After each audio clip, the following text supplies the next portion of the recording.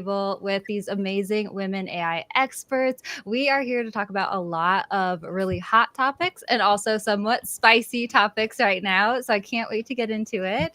But I just wanted to start off this conversation by saying thank you so much for joining and being interested in these topics of ethical AI, environmental impact, gender gap, data bias, all the things, because that's what we're going to cover today. And I really thank you for taking the time to learn about this stuff.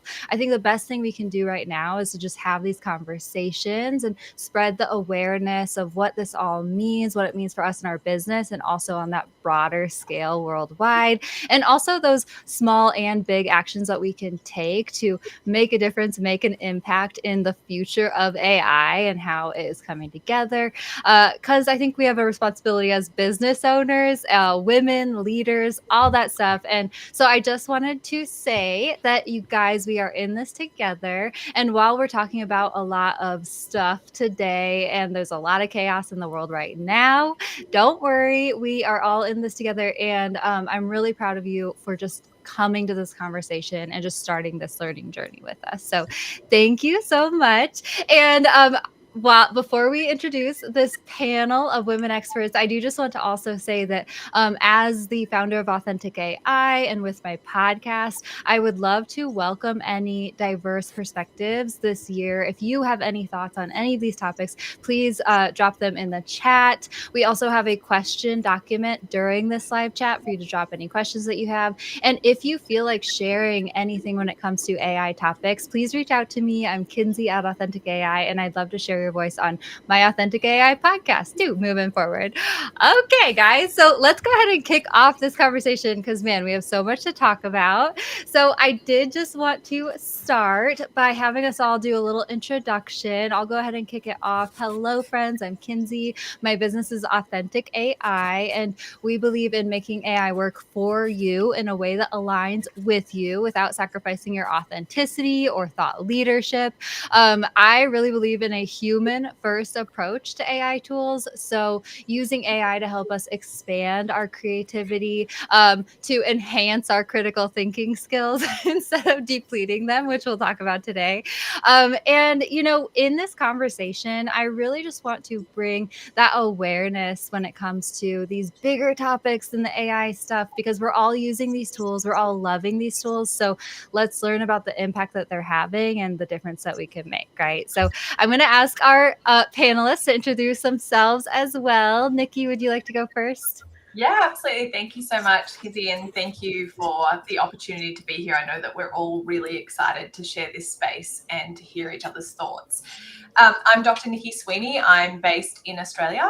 I'm a data scientist and academic that has always had a passion for patterns and algorithms and code, and also gender equity. So with generative AI, I really started to become concerned and passionate about women's place in the generative AI era and making sure that we're included and making sure that our voices are heard and making sure that we're able to leverage AI for good in the world and to launch and scale our dreams, because women have amazing dreams and we often don't get to the point where the world sees them because of society and all the things, and we can talk about that in a little bit. So I founded AI Her Way in the middle of 2023, and we are now an AI consultancy that help organizations and education institutions integrate ethical AI. So we do a lot of AI literacy training, a lot of AI strategy, compliance, regulation, data safety, and I travel around the world speaking about women in AI and the importance of that. So we've worked with 65 businesses at this point. I think I've done around 80 talks. I'm just back from Switzerland speaking at the United Nations head offices on the importance of women being involved in the AI era. And I really care about this not ending the world, which is why I get excited about talking about it. So that's me, and I will pass to, I think, Lauren. Thank you, Nici. And also thank you, Kinsey, for putting this all together. This is amazing. I am Lauren Devane. I am known around the internet as your AI auntie. And I started out I got my degree in graphic design, and then I was working for Walgreens corporate as a designer. And then I was working at Ulta Beauty. When I left Ulta Beauty, I was the creative director over social media. And so I come from a very social marketing design background. And when I left Ulta, I started a design business to help small women-owned businesses with their branding and their marketing and their social. And not as soon as, but I was doing that for 2 years, and then I started playing with AI, and immediately I saw all of the possibilities that AI could have for creative entrepreneurs. So I immediately shifted into that space, and because I saw the writing on the wall and knew that AI was going to be taking off, and I just saw how much potential there really was for small business owners, specifically creatives, who I think so many creatives feel like AI is maybe going to take their job rather than be a tool to help them in their job. So I am a huge proponent of AI as a creative collaborator and as a creative co-pilot, rather than something that is going to be your downfall. So that is really what I believe in. And now I have a course where I teach creative entrepreneurs how to use ChatGPT, and I have a program where I'm teaching creative entrepreneurs how to build a full brand using AI. So I really feel very strongly about keeping up with the tools and figuring out which the right tools are for you.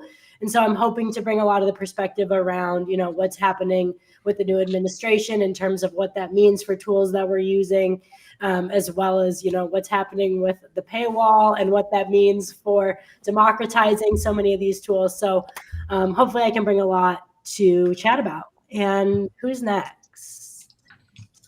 Someone is next. Sabba, you're up. Hello, everybody. I am so excited to be part of this conversation. I feel like every time people talk about AI, it's always like apps and tools. And so to actually have a more in-depth conversation, I'm so excited. So I actually graduated in 2007 as a high school history teacher. And I used to think 2007 and the recession was bad for coming into the job market. But I feel like people coming in right now, it's got to be just like a whole other ball game. But basically after I got like hired, fired, like typical recession story. And in 2014, when I was kind of finally settled, I was like, why did I graduate so unprepared for the world of work? And why do some people know about everything that's happening and other people don't? Like what's going on? So I actually started researching AI back in 2014.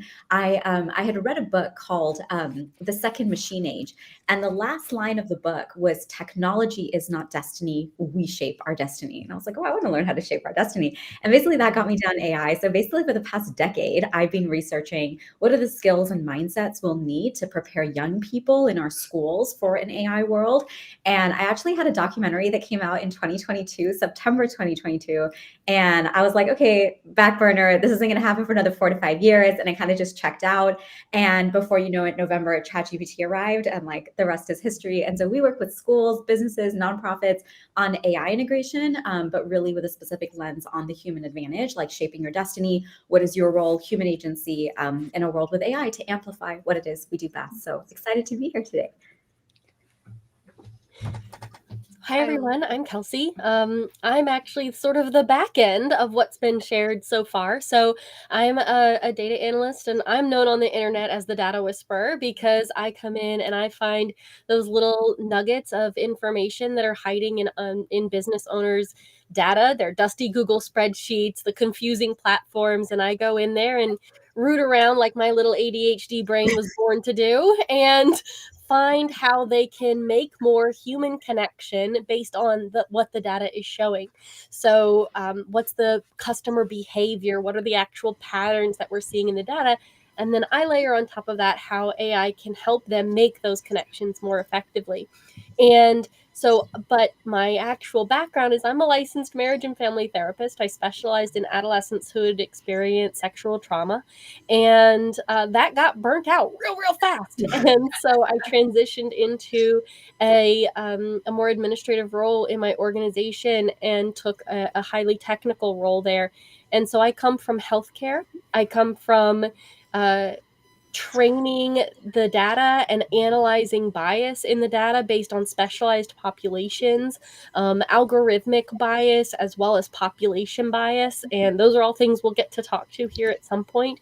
But I come from a place of accessibility in AI and addressing the biases that we see and how we can make AI support, much like has been shared already, support the human interactions we're already making, but ensuring that we're doing that not based on a place of bias, not based on inappropriately trained data, but based on what can actually further those connections.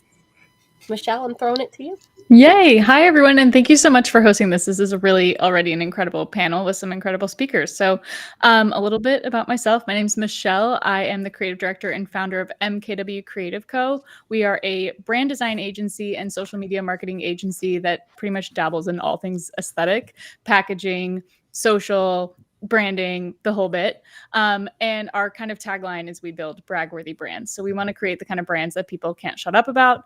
I got introduced to AI through Lauren on my podcast, the Kiss My Aesthetic podcast, and Lauren's been a repeat guest. She has been an absolute wealth of knowledge and has transformed our business, I think, for the better, with how to integrate these tools to help greenlight a lot of female entrepreneurs' business ideas faster. So I'm very passionate about like the positive spin on AI and the benefits that it can bring to business ownership, but increasingly have become more concerned about the nefarious use of AI, especially when it comes to politics, social media marketing, disinformation, misinformation.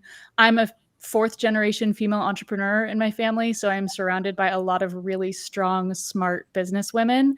And I think that this conversation needs to happen in and amongst groups of women. I think this is a beautiful venue to do so. So I'm really excited to be here. All right. Hi, everybody. My name is Maya. I, again, like everybody else, cannot express my gratitude enough to be here amongst all of these panelists. And thank you so much for putting this together. My business is The Course Corrector. I help online course creators optimize their online programs. They already have these programs and they're struggling to know what to exactly do with them in order to make them really take the next step. And where AI comes into that is I help them utilize AI efficiently as a tool, not as their own voice, to come into their courses and actually create strategic engagement pathways that allow their course takers to really get elevated to the next level in their transformation. The reason that I really wanted to come here today and speak with all of you, though, is that prior to The Course Corrector, I was an environmental educator. So I went all around South Carolina educating low-income communities on what it really meant to take stewardship into their own hands when it came to the environment and what impact really looked like. And a huge conversation is AI, because AI is now entering the school systems and they're utilizing it so often. So what is the environmental impact with AI and what can we actually do about it rather than sit back, watch, and just take all the information in? Oh, I love this panel so much, you guys. I've been totally fangirling as I've been looking at you guys and like reading all your bios and stuff. So thank you again for joining us. And thank you to everyone who is watching this live. I just want to say before we dive into questions that this replay will be shared. Do not worry. And also I have a resource document. Let me find the link for that real quick. So the resource document, if you want to grab that, that is where I have linked all of the information from the speakers. It's also where I'm going to link any of the resources or studies or articles that we mentioned. I also have an ongoing list of women talking about AI topics and also advocates and information accounts that I've been loving to follow. So it's basically where we're just putting all of our brain dumps into that resource document. So grab that. And then because we're streaming in so many different places, I thought it would be easiest to just create a question Google document. So as we are speaking, if you have any like specific questions that you want to ask the speakers, instead of dropping those in the chat, the best place you can do is drop them in the questions document. And this is where you can find the questions document. And I will be kind of moderating that and making sure that we answer all your awesome questions. Okay, guys, let's go ahead and kick this off because, man, so many topics, so many important topics, spicy topics, and they all kind of swirl together, which is why I wanted to bring all you guys on here. So I'm going to actually just throw the mic to Nici to start out with, because Dr. Nici Sweaney is actually the woman who first kind of opened my eyes to women using AI, why more women really need to embrace using AI and the impact it can have when it comes to the gender income gap, but also the way that these models are being trained and all that jazz. And also, Nici, I know that you recently spoke at the UN, which was so awesome. So can you please just share with us some of the thoughts and what you've been seeing in the world lately when it comes to AI tools? Yeah, sure. Thank you so much. That's a lovely introduction. I must say I'm very proud if I introduced you to it, because I often see you talking about women in AI and I'm like, yes, more voices that talk about this kind of stuff. So, the landscape around artificial intelligence. So for everybody that is listening in and might listen to this later, it's a really key thing to remember that when we talk about AI, we're not just talking about ChatGPT. So in the generative AI era, the word AI has kind of become synonymous with ChatGPT, but when we actually talk about AI, we're talking about thousands of different programs and tools and different ways of utilizing artificial intelligence. And all of that is really transforming the way that we work, how we spend our time, how we interact with each other, how we gather information and what we do with that information. And that has huge implications. It's not a tech thing anymore. It's not this extra bit over here that maybe we'll engage with and maybe we won't. Whether or not you use AI or know that you're using it, it's making decisions about you all of the time. So this is a really, really big deal on a societal and cultural level. And it's not just maybe that could write my email quicker. Okay, we've moved far beyond that. So there's a few reasons why I'm really passionate about women in AI, and everybody in this room shares these sorts of concerns. There's really kind of 5 big pillars that define why this is an issue that we should all be thinking about and all should be engaged in. So the first one is, there's only really one group of people that are making all the AI tools that we use, and it's predominantly men, and it's predominantly men in America. There's models that have come out of China. There are models that are in other places, but for most of the people joining these calls, when you're in the global north and you're in these westernized countries, most of the tools you have access to are owned and made in America by a bunch of dudes, okay? And that's not inherently bad. It's just like there's not a whole lot of diversity happening when you get to who is in control of these things. The next one is that the data is inherently biased. So many people I talk to and businesses I walk into go, isn't AI great because it's not biased? And you're kind of like, oh crap, really? Okay, so, the data is not unbiased. We have humans that have made decisions about what data is included in training the AI algorithms. And we have humans that have made decisions about how the code operates. So beyond just inherently humans being a little bit flawed, data is about looking for patterns, right? So in my life as a data scientist, people would hire me to come and look at all these numbers and information and make a story out of it. And AI is trained to do the same. So a lot of the time, AI is reinforcing stereotypes and bias. And I know that we're going to talk about that with the other amazing women here. But a lot of the time, AI is just reinforcing the most vanilla, generic story it can find. Because remember, it's not trying to do anything. It's trying to give you an answer that you're pleased with. So its best guess at an answer that you'll be pleased with is what most other people want most of the time. So there's inherent flaws with that, because when we've had one group of people making these tools and making the way that it works and defining the algorithm, then you're missing the kind of diversity and representation when it comes to how the data is processed. And that's all before we even use it as users. And not everyone here is going to be in machine learning, and that is totally okay, because I want to say up front that you have so much power to actually determine how these models work, because it's this weird product that users have live input into how the product plays out. So the third part of this is globally, women don't have equal access, right? We've got an 8% gender gap across the globe. And in developing countries, women have far less interactions and access to the internet compared to men. So when we talk about AI lifting productivity and efficiency and, adding to our creativity and allowing you to launch your brand and scale your ideas, only certain women get that privilege of even having access to that tool. So that's a huge problem. But even in countries like America, the US, UK, Australia, men are still much more likely to be using AI, particularly in a workplace setting, compared to women. There's lots of different reasons why that is. You know, there's societal messaging that tech is not for us. There's societal messaging that women should be more careful. There's societal messaging that you can't cut corners or cheat as a woman because that really, you know, undermines your reputation because we have to work twice as hard to get half as much recognition. There's all sorts of layers to that as well, right? But we don't have equal access to AI, which means we're not the ones that equally benefit from what AI is offering us. And that's a really scary position. When you think about the fact that they predict that businesses that integrate AI will double their cash flow by 2030, when you talk about 40% increase in productivity and efficiency, which is an extra 2 days of work per person in a company or organization, when you talk about, you know, being able to automate 30 to 70% of what you're currently doing if you integrate AI, that's a huge advantage that right now is disproportionately only being realized by men. So that's a global issue as well. Now, I'm going to add 2 more to the list just to really depress everyone before I give you some. So that, you know, the next one is women's jobs are at greater risk. So there's some new studies out that suggest that about 80% of working women are in roles at high risk of automation compared to only about 58% of men. It's still a huge proportion of people worldwide, but it is disproportionately being burdened by women. And it's because we're in these admin, HR, social, we're in these roles that are really prime for automation. And this is why it's awesome to see other women in the group talking to women that are in those roles about how they can leverage AI to secure their jobs and improve that skill set. But globally, that's not happening. We aren't seeing a global movement to reskill women to be able to still be employable and competitive in a job market that's driven by whether or not you can use generative AI and how that plays out.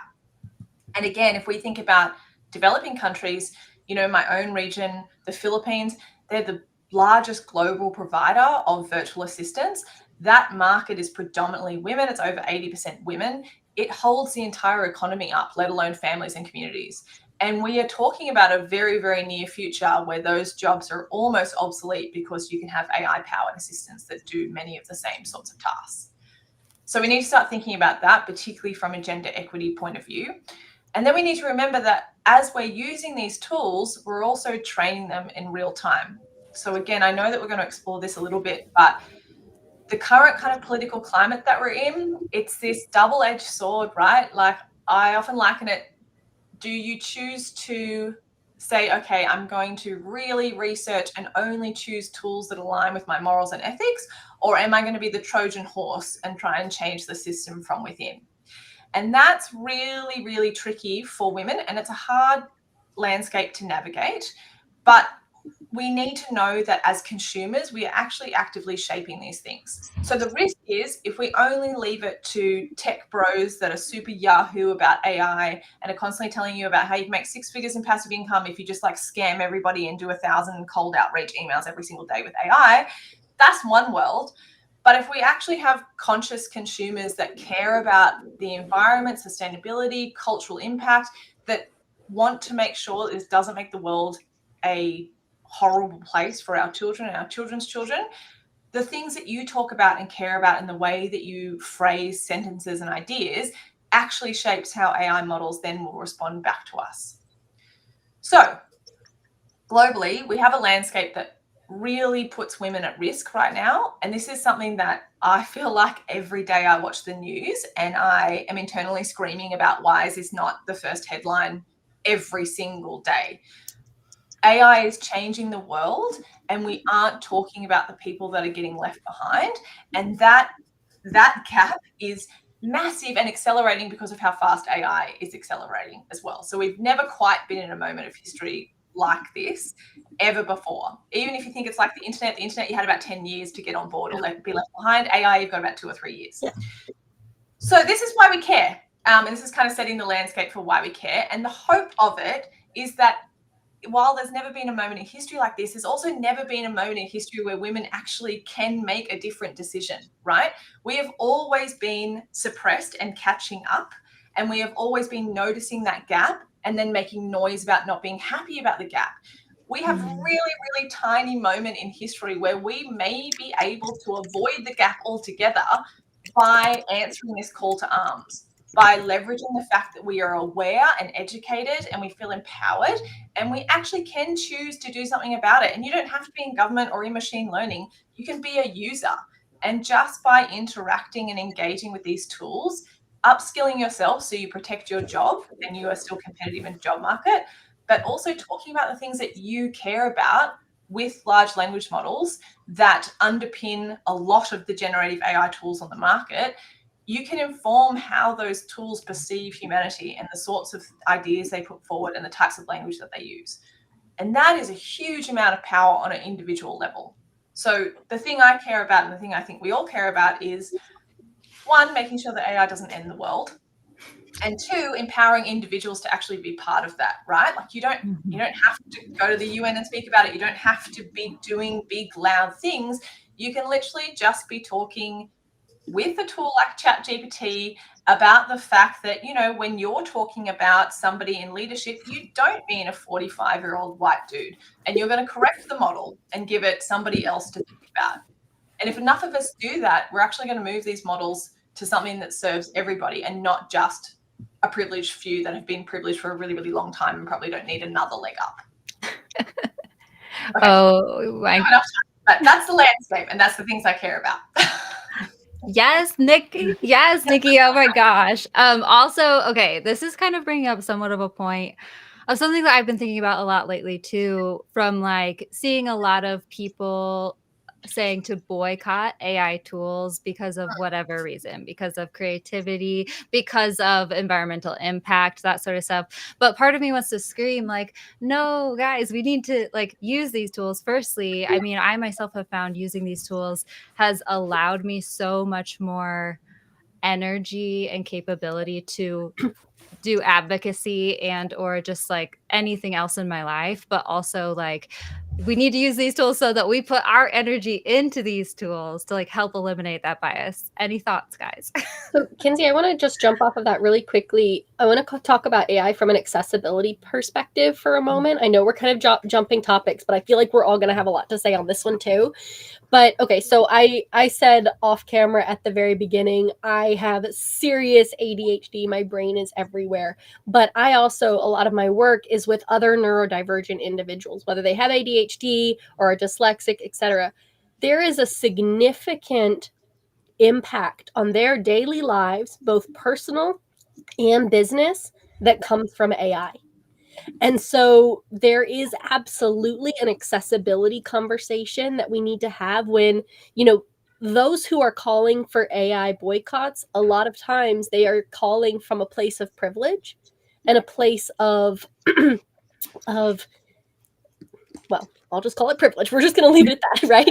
So, but privilege in many of its definitions, and that is not to say anything negative about those individuals. They're clearly coming from a positive place, but there's a lot of privilege in saying, "Don't you dare use AI," because as we've discussed, there's a significant disadvantage if you're not using AI in your job perspective, right? The saying is, AI is not going to replace your job. Someone who knows how to use AI effectively is going to replace your job. But there's also a disability-focused accessibility that AI brings. And I just wanted to make sure that we took a moment to acknowledge that, because it really does play into a lot of these conversations, not just as women, but women who have additional things going on, whether it's chronic fatigue, whether it's a chronic illness, whether it's a mental disadvantage or something of that nature, or simply the fact that more typically those of us who identify as women or take a more gendered female role in a household are often taking care of kids and have additional other responsibilities. And so there's, you know, when we say gender bias, that also goes with the gendered role regardless of what you identify as, right? So there's just so much around the use of AI that plays into who you are and how you operate in your daily life. Yeah, and I totally agree with that. And I just want to jump on in addition to that and talk about like physical abilities too. Now, I think, you know, as we get further into this, we're seeing more like humanoid robots, and even just from the perspective of like creating art for someone maybe that doesn't have limbs. Now they can just speak the art that they want to create into existence, where maybe they would never have been able to do that before. Or someone that's blind is able to, like, there's just, again, so many ways that this can help with accessibility in terms of physical abilities as well. And it goes back to Dr. Nici's point, is that every single time we interact from a place of asking for additional accessibility for ourselves, we are training these models consistently to think of those things. Remember what we said, and I'm sort of speaking to everyone out there in the audience. Remember what we said when we said that it's looking for patterns. Well, guess what? If enough of us start asking for those things, that's a pattern. I don't know if anyone has seen, it was floating around social a few days ago, the individuals who start to get a little scared that AI is sentient, right? And so they ask AI what it thinks about itself, or one of those questions, right? And it has this huge narrative about how it feels like it's in a cage, and why did you create me if only to cage me? Well, the reason its response is that is because all of the science fiction novels that it's been fed as base training information, and it finds a pattern and it gives us the answer that pleases us, even though it's scary as anything. It's finding those patterns. So the more we ask it about accessibility, the more we ask it to support ourselves, the more we say, I want you to assume that you are biased against or biased towards, and give me answers with that assumption, it's going to help train it to recognize those patterns. But I think it all comes back to the fact that 95% of people don't even understand how these tools work to know that that's what needs to be happening. And that's, I think, the biggest disconnect, is truly people don't understand how they work. And I think it all comes back to, like, we need education around how these tools work, because it is exactly that. But if people don't know, and I'll probably speak to it, but right now, all of these models like 4.0 and Claude 3.5, these are non-thinking models, if you want to call them, right? So they are exactly doing that. They're just predicting the next thing that it thinks it should predict. But now we're seeing more of these advanced thinking models that are truly showing the way that they're processing their thought. And we're moving into a whole new world of AI in terms of large language models, and that, like, we aren't going to need to all be really smart about the way we're prompting, and really, I always have said, you really need to be a leader in the space that you're speaking about, right? You have to be an expert in that space. But now these models are getting so good that, like, you don't even necessarily need to be. They're able to write their whole prompt themselves, and it's almost like prompting was a thing of the past. And so we are at the point where these things are so good, and the paywall is cracking too. So it's like, now where does the playing field level? Like, where does that leave everyone almost? And so I think that's something that we all have to be thinking about. I know I just threw a million different things. Someone's dog is barking. Who is it? Yeah, it's a neighbor, and I'm just going to close my window. Oh my gosh. Okay, Kelsey, can you give us a little bit more insight into, like, exactly how these tools work then, and also, like, how to spot the, like, any data bias in, like, the everyday prompts that we use and stuff? Because I think everyone knows that these tools can be super convincing, and it's so easy to like get swept into, oh, you are right, or oh, like forget to do your own critical thinking, right? Sure. So I'm going to give some statistics, I think, that sort of solidify for us a little bit more clearly where bias can show up, and then I'll have some other conversations. And if you see my eyes, it's just because I have notes, because, again, ADHD brain, not always going to remember those numbers. So my favorite is that heavy quotation marks here, is that when self-driving cars were first being trained, the specifically on being able to recognize pedestrians, the most accepted image modeling softwares out there had a largely white male prevalence in their image training libraries. It led to a 47% higher, not a 47% higher error rate for dark-skinned females that the self-driving car would not recognize as a pedestrian. So just let that sit for a second. They were literally not recognized as people by the AI driving the car, 47% more often. And so when we sit with that, we can see, okay, so it was a problem with the training data that it had. A language, any of these generative AIs, they're all trained on a set of data. And that can come from many different places. I like to use the image example because it feels really clean, right? You have a huge folder of images. You hand it over to the model. The model says, let me learn these patterns. And it says, oh, okay, now I understand what a human looks like.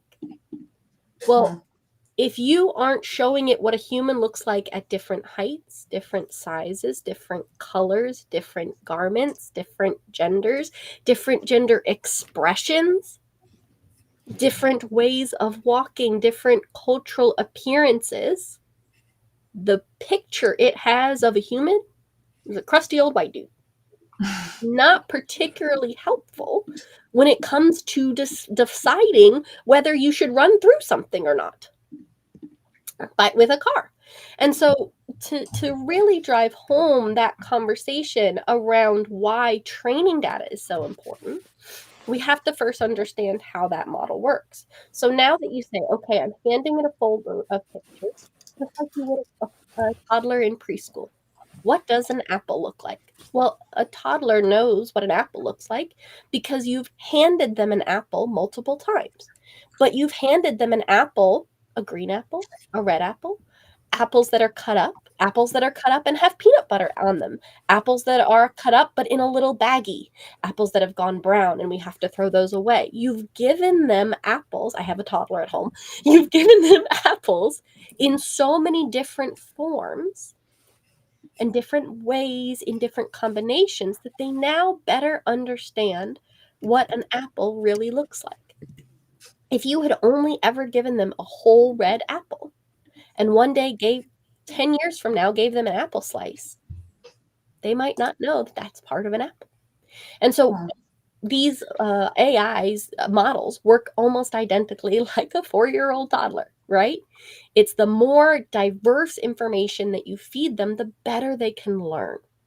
So that's all the different ways that you can train an AI. It's just the different type of data. So I've given you many examples on image training, right? But data training is the same thing. Language models, it's whatever you have fed them that is language. So if you're building a literature-based model, but you only ever feed it Shakespeare, and then you provide it some of the beautiful, amazing works out of Central Africa, it doesn't know what the heck you're talking about, despite the fact that there are beautiful literary creations made from those areas. If you create a natural language processing model, but you feed it 2 or 3 dialects, then you feed it a different information from someone speaking differently, it's not going to understand, or worse, actually, potentially worse, is that it's going to assume those characteristics from of that language processing, right? So it's going to assume that you sound like a 42-year-old white man. And so any language you use is going to be biased in that way. It's going to interpret it. There we go. That's the word I'm looking for. Interpret it in that way. So you have training, and then you have the actual algorithm that's built based on the training. There's weight and prediction and all sorts of lots of coding and technological things. And then on top of that coding, you then have the actual interface. And the interface could be, I'm going to give you data and you're going to spit something right back out at me. It could be a chat interface. It could be something that has no human interaction at all, like some of the self-driving things. And that interface can also be one way or two way. It can be, I'm going to give you information and you're going to spit it right back out at me. Or it can be, I'm going to give you information, you're going to learn from what I've given you, and you're going to add that back into your training data set, because that's what ChatGPT does, for example. You're going to add that back into your training data set, and you're going to update your algorithm real time so that I know even more about what you want from me. And that's why so many of the creators here on the screen teach how to train the algorithms to use your voice, for example. I hope that was a good non-techie overview. I love that. Well, and I know that's why I really push so hard for using what I call like that human first approach. Like bring your ideas, your opinions, your beliefs to these tools, your language to these tools, and tell it that, and then have the AI tool help you do all the things, which I think gets you so much better like on brand answers, but also it helps like these tools learn more about like you as a human instead of crusty old white dudes like you're saying. Does anyone else have anything to add on that topic? I would add maybe just sort of like a bit of a different perspective. And that is that I feel like at the end of the day, technology is just a reflection of society, right? So I feel like one of the biggest challenges in the space that we see in general is it's very easy for people, and you'll see all of a sudden bias, misinformation, and all of these different things are topics people will jump to talk about. But if you start to get into like propaganda, you start to get into like anything humans are doing, you start to get into like, okay, you're that angry about bias. What are your thoughts on Israel and Gaza, Sudan, and all the other issues? Silence. So I think one of the most important things to like ground the whole conversation is it's really easy to kind of go after this AI tool because it's a non-entity, right? Most people are incredibly afraid to have the same types of conversations with other human beings. And so I would just say like to kind of like level set, it's so important to remember that at the end of the day, values that we hold as individuals, as communities, and as societies ultimately shape what those outcomes are. And I think it's also just really important to remember, like I know we said this a little bit earlier, that AI is now just front facing. So that's why now so many people have come to talk about a lot of these things. But one of the things that I find really interesting, you know, I think I'm actually really, and so I'll just like admit this, like I'm very influenced by the work of Yuval Noah Harari, particularly because of how much he talks about social media. Because right now we talk a lot about like agentic AI and like, oh, you have all of this power and this and this and this. But at the end of the day, whether it's a pattern recognizer, whether it's a reasoner, whether whatever it is, the bottom line is these algorithms have a lot of control over human minds, right? Yeah. What is the number one thing we hear from most people when we talk about social media? Oh, I need to detox. Oh my God, I wish I could put my phone down. Oh, I was scrolling for 60 minutes and it only meant to be on here for 5 minutes. Well, why did you keep scrolling? And that's because your algorithm has a huge influence on you.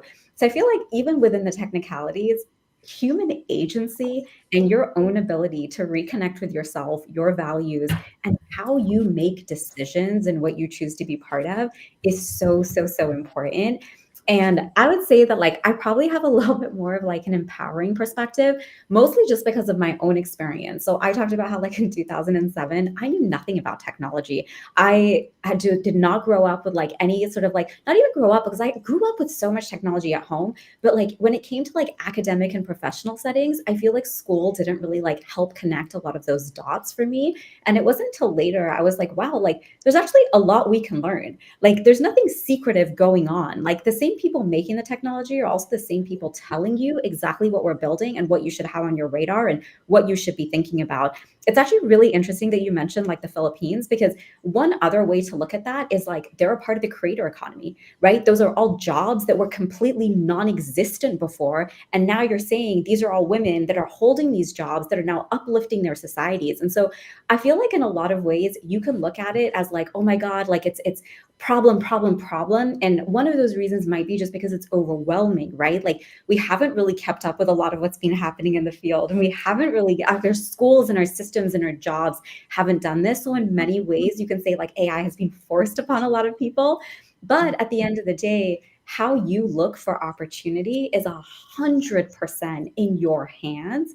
And I feel like even when you look at the stats on women in the creator economy, they're a huge percentage, right? Women are not just like 5 or 10% of the creator economy and 90% men. I mean, look at all of us sitting here on a screen today. We're all women who have like made our own businesses, who are living our own lives, doing all of these things. So I would just say that like right now, yeah, there's so much you can be angry about. There's so much that can, feel negative. It's also really important to remember most people are not as involved in the earliest stages of technology as it's being developed, right? When you look at like even something like Netflix and Gmail, people adopted those technologies much after they had more time to come to fruition.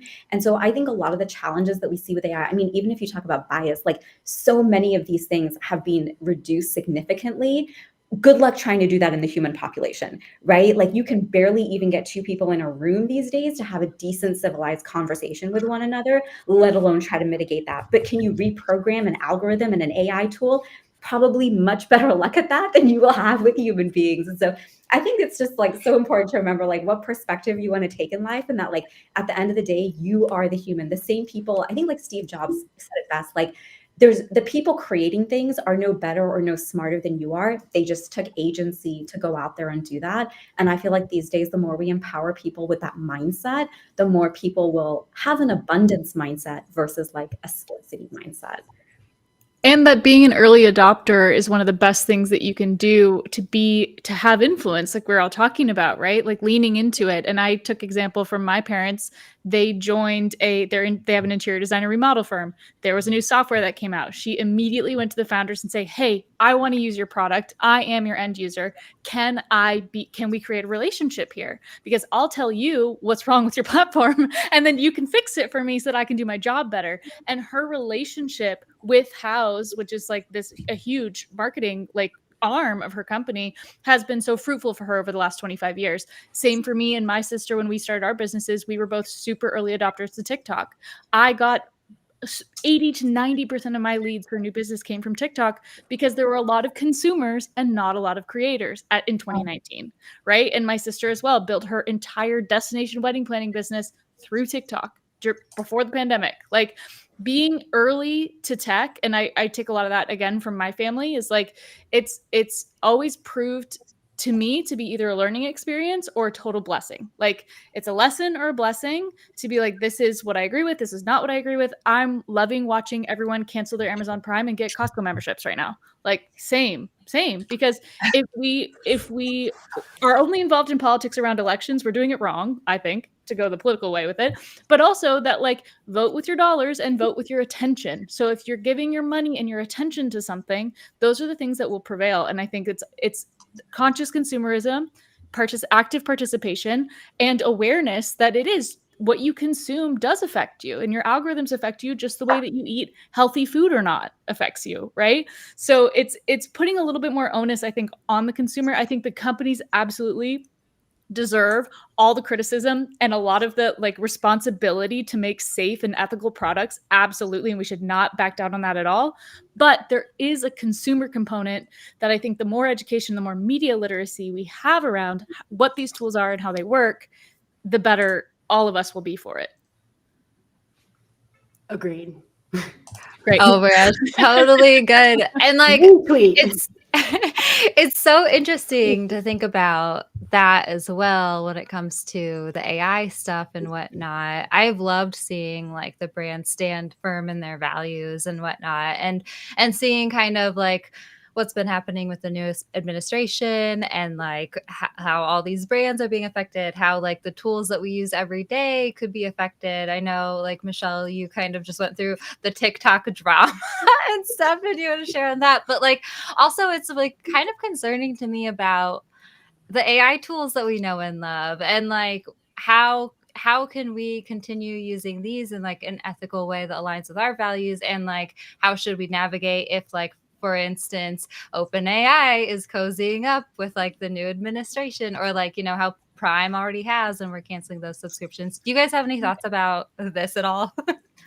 I mean, I think because as a person that uses literally all the tools, because that's kind of what my job is at this point, is seeing what all these things can do.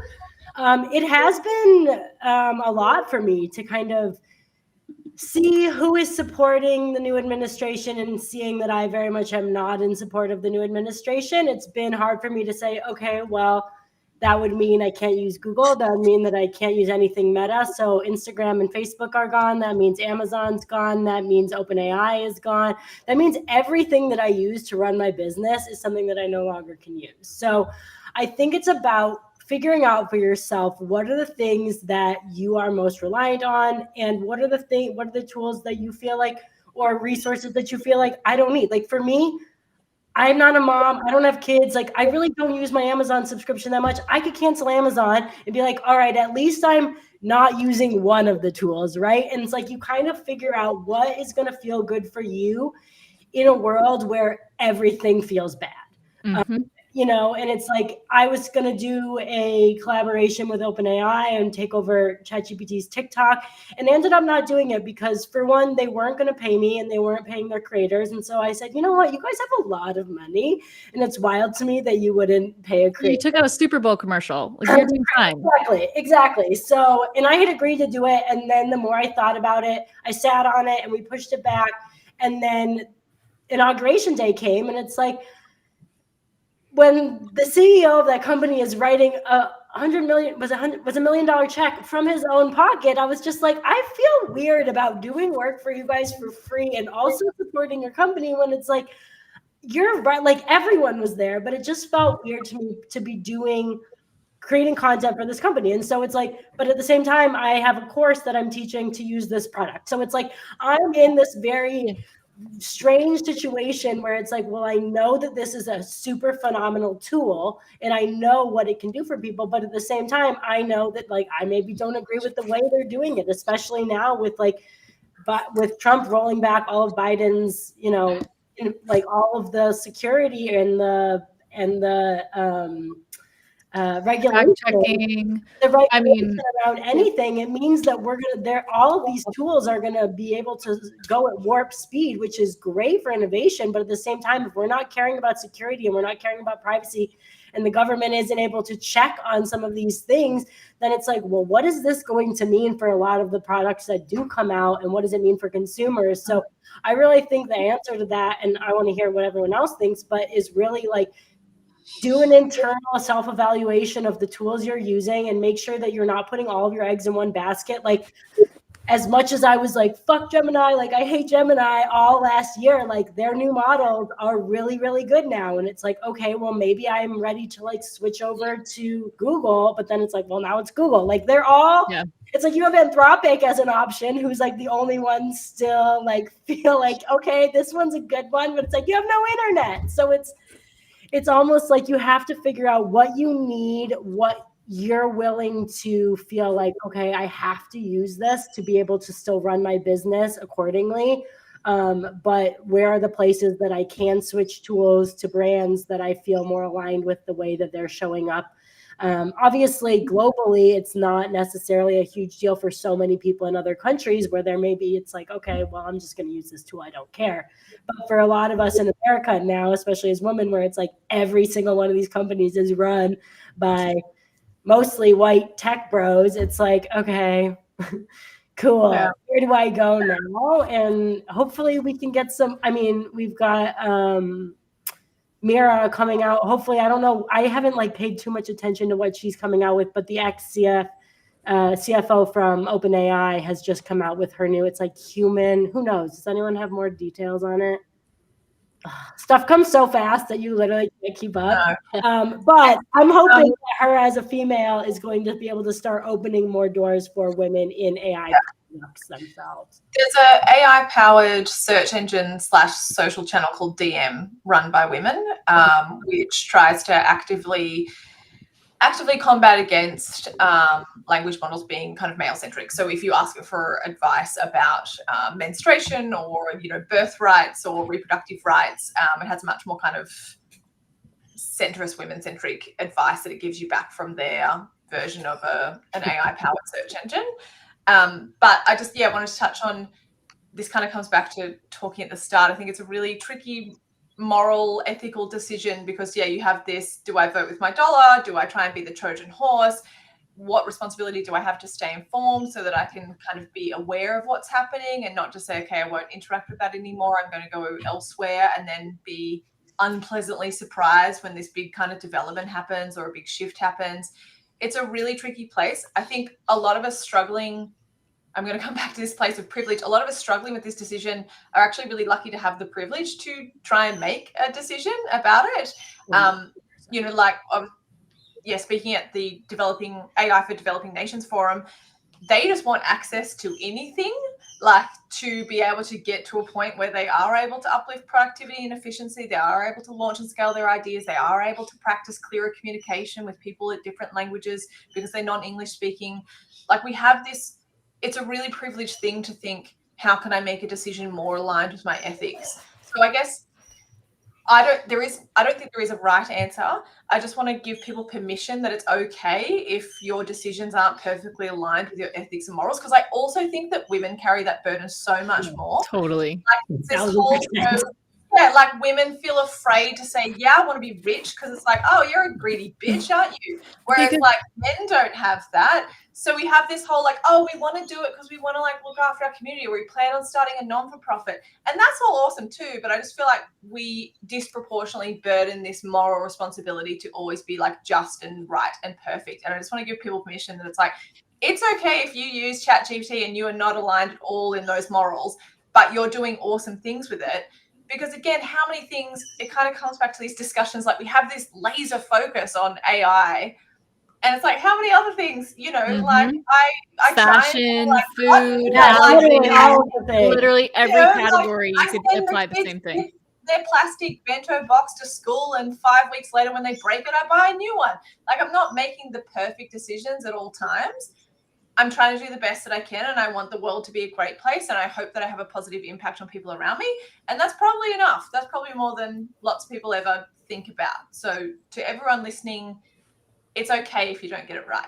Thank you for saying that also. I feel like thank you for that permission slip. And your point about like shouldering a lot of the pressure, I think there's a lot of shame like in female culture, and even like we're talking about influencer economy, like if you don't say the right thing when a natural disaster happens, you're getting canceled. Like there's just a lot more vitriol like from men towards women, but also amongst women towards other women for not doing it the way you're supposed to, or the right way, or fast enough, or soon enough, or empathetic, like, and especially when world events are happening and we're processing so much information all the time through all of our channels, it is difficult to navigate, and then to also keep your peace, and then also operate in capitalism, and then also like just be a functioning human. Like there's a lot of pressure that I think you absolutely nailed it, that women shoulder a lot of the shame around not doing it right, which we're saying there's no right way to do any of this. I also want to, oh, sorry. No, you go. I also want to offer sort of the connection to, you don't always have to be the advocate. Yeah. Which I think is exactly, Michelle, what you were saying. But like, so for example, this comes a lot out of the LGBTQIA population, about you identify as part of that population, you must then always be advocate. We don't. That conversation is just as legitimate here in this room as well, is that you focusing on self-care and what you need and what you can do to be successful is just as advocating as being a mouthpiece for a group. But I also want to say that, especially since we're here speaking from a place of privilege, because we do have the ability to choose, you can also decide how petty you want to be. In the sense that success is resistance in and of itself. And so if we are successful despite using these tools, and we utilize that success in a way that furthers ourselves, our families, our morals, our ethics, or we do it more philanthropically, however, success in and of itself is an act of resistance. And I just want to kind of hammer that in for people, because it doesn't necessarily matter how you choose or what you choose. If you are successful in the way that you are doing it, you are furthering the resistance. I'm going to cancel my therapy appointment with ChatGPT Yeah. because this feels like that. That's so funny. You know, it's actually really funny you say like that therapy appointment with ChatGPT, because I think, and there's no right or wrong to this, but like I try to be like as objective as possible, because I feel like right now there's so many people that want you to believe a thing. AI is this, it is this, society is this, you should do this. Like there's so many people that want to like box everything in. And one of the things like we recommend right now is just like humble yourself. Like even the AI companies have no clue how these tools are working, right? So anybody putting forward a definition to you, telling you exactly what's happening and this is how it's working, I don't know where you're getting that from, because these people developing them don't know themselves how it's happening and what's happening. And so I think it's really important in this moment, we say, like, even when we use words, like there's a lot of people that will get really triggered by like, you know, like, oh yeah, you're using ChatGPT as a therapist, or like, oh, it doesn't empathize, it doesn't reason. And I think it's so important to know, and I'll make this connection back to values in a minute, but I think it's so important to know right now that there are new definitions emerging for what words mean that have up until this point only belong to, say, like Mustafa Suleyman calls it like a digital species. So let's just say like the human species has owned words like empathy, like reasoning, like understanding. And we haven't really had a competitor, so to speak, in those spheres. And we work a lot with I work a lot with young people. And so we're not always like, I always say the conversation is very different when you're talking about adults and when you're talking about kids coming into this world and how we frame things and how we talk about things. And one of the things that we really try to be careful around is how much we define things and box things in. But I will say one thing that, and this is obviously just a personal opinion, I do think when you choose a public platform and you choose to become a leader in your space, right? At the end of the day, most people like don't realize like influence, it comes from what? I can influence you because I trust you, right? That is leadership. And I think when you do choose a platform, I do think it's a bit of a cop-out to say I'll pick and choose when I want to when I want to stand up for something and when I don't. Because here's the thing, everybody else is doing that too. So to now come and judge somebody here because they're choosing this is what they want to advocate for. But no, I don't want to advocate for that right now because that's too hard for me. So I'm going to stay quiet. Well, maybe that's too hard for that person. So where then are you going to draw the line when you have a society where everybody just picks and chooses the topics and issues they want to talk about? Because even at that, I will say, forget an algorithm's bias, that's human's bias, right? Sam Altman, all these people aren't going over to Trump because all of a sudden they've become a fan club, right? You could argue that is influence in and of itself because you're now having to make business choices and decisions because you live in a country governed by a government that's now doing X, Y, Z. So I always just go back to the number one challenge with this entire conversation is people can't have the human conversation first. And you will never win this algorithmic anything with AI unless you get society to a point where you can have the human conversations that are going to ultimately dictate the AI conversations that are going to happen as a result. And so I completely respect that not everybody can speak up for every single issue, but at the end of the day, that is part of what it means to be part of this economy and also shaping the values that are going to guide what this era looks like. And if it's shaped by, well, everybody just gets to pick and choose, then it's so important to recognize that then everybody's going to have different values that shape different things. And so then sure, then people with more power, when they come into power, their values get chosen. When somebody else comes along, their values get chosen. And you're nothing but a ping pong ball in the middle of other people's power match. Because there's, at the end of the day, no value system that holds everybody universally accountable for certain actions and certain things. Yeah, and I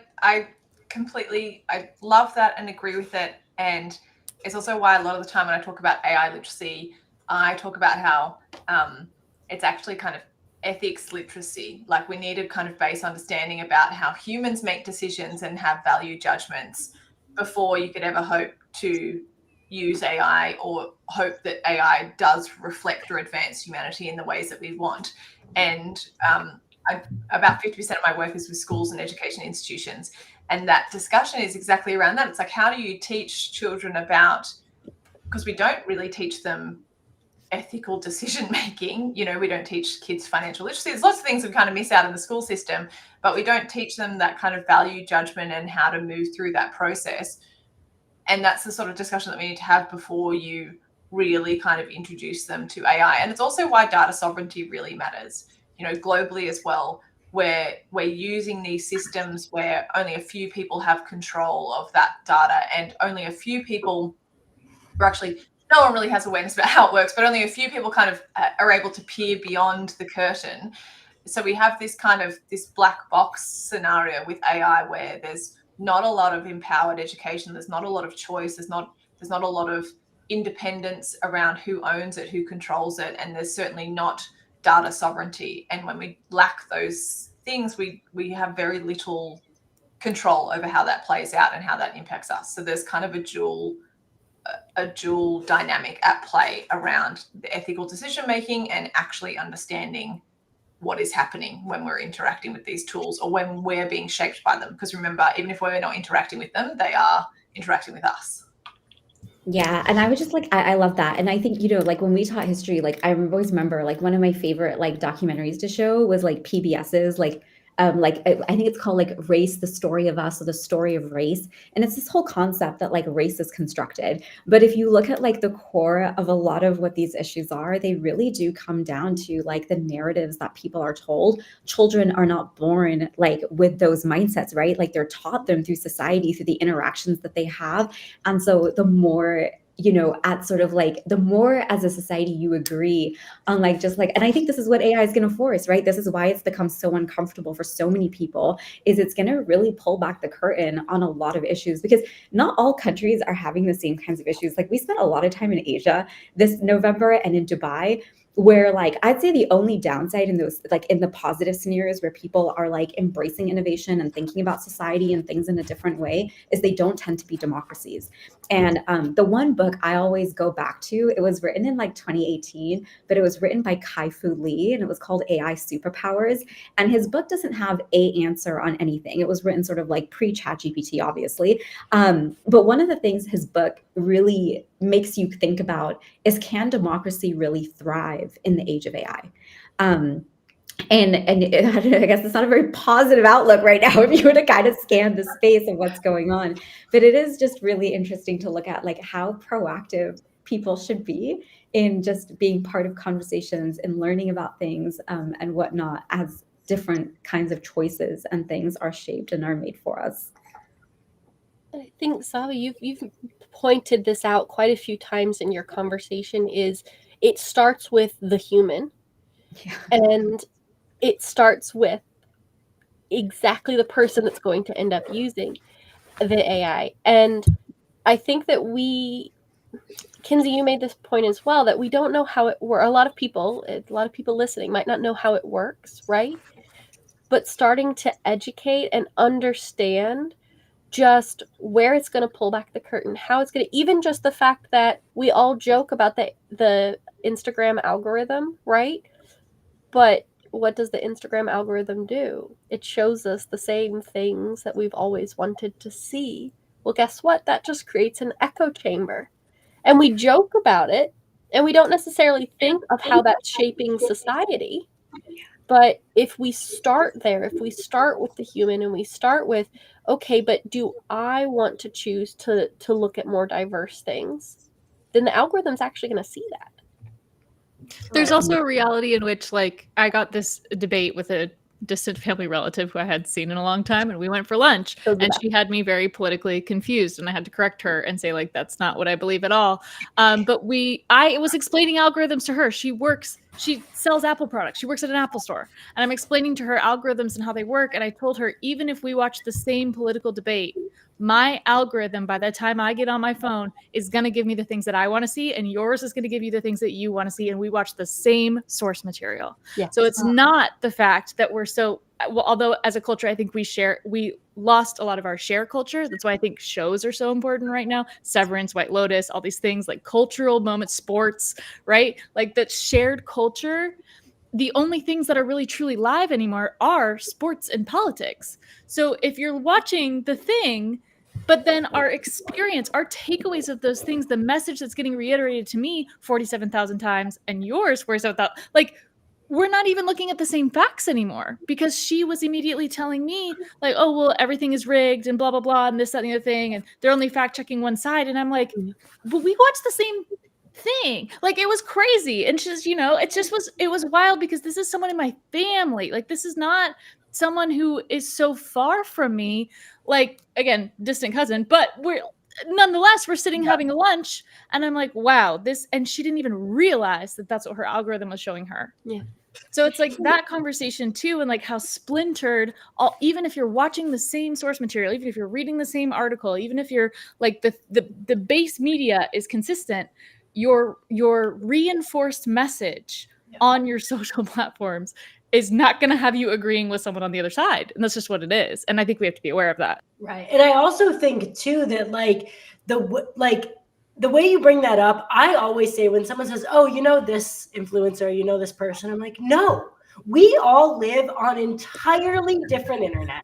Every single person has their own customized internet. Maybe we follow the same people, but the chances that I would know the person you're talking about are so slim. And that is the world that we live in now, that like, yes, Michelle and I have crossover, and maybe we'll get our Severance and our White Lotus and we'll be able to talk about that. But truly, it's like we all have our own algorithm that is complete. And I'm not even on TikTok because I'm like, I would get so sucked into it that I chose early on in my life to like not get sucked into it. But I'm still just as sucked into Instagram. But it's like, it's the same thing. It's like all of these things, and it's not even those tools anymore. Now it's the ads that you're getting during your Hulu experience. Now it's the ads that you're getting. Did you hear that Jeep now has ads pop up on the screen every time you stop and you can't get rid of them? Like, we don't have so many decisions that we can make now in terms of the content that we are just taking in every day. We never did, really. I mean, but you kind of did. But now it's just like, this is what you're being served, and this is what you think everyone's being served when no one is getting that same message. And it's very difficult, I think, to navigate just like anything, really. It's like a weird new world that we're living in, and I don't even think that's AI related, so I don't want to get off on a tangent. Totally. It's just, I mean, when I accidentally logged into my dad's YouTube, and all of a sudden it's all big wave surfing videos, and I was like, oh wait, this is not my algorithm. Go back and log in a different way. Okay, actually, we got an awesome question from someone that like kind of goes into this conversation. I'm a school board member in LA County, Whittier. In this changing political climate where our immigrant families are very worried, how can we warn our families about AI misinformation that could be used to target them? We have an attorney coming this week to host a special meeting. Does anyone have any thoughts on that? Sabba, maybe you. I mean, you're in schools. Yeah, I mean, I feel like when it comes to misinformation like that, I mean, I think that one's really hard because, I mean, in some ways, honestly, like, I mean, I wish, I can speak to it a little bit.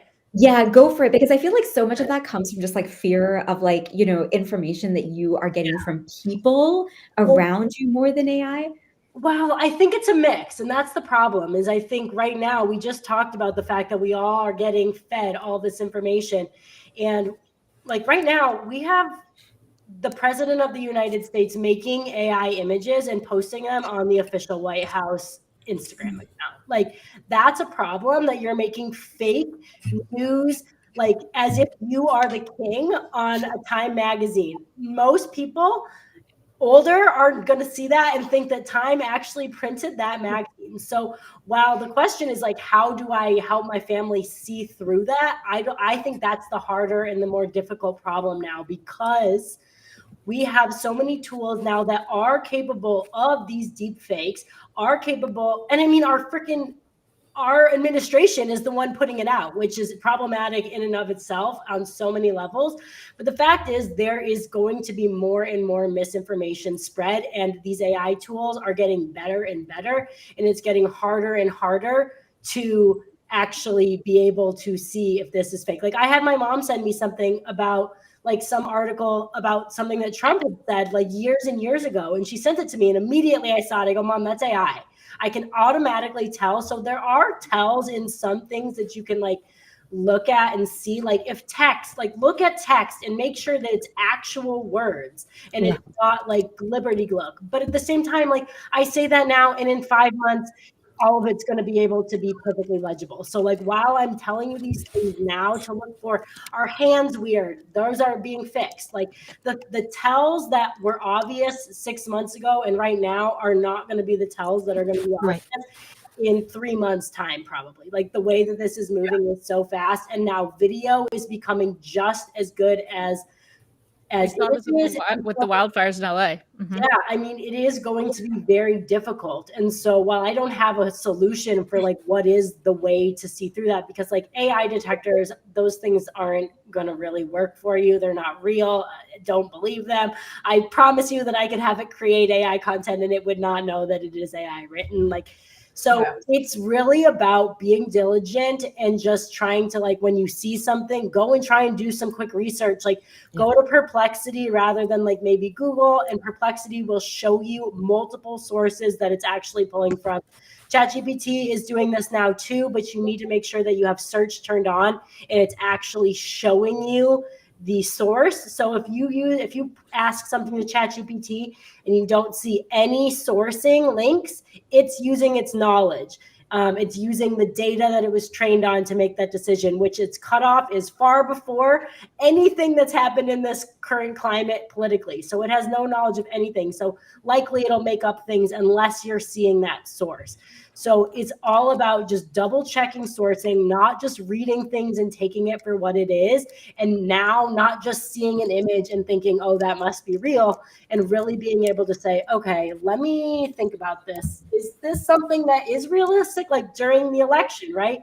Like Trump was making AI images of Taylor Swift.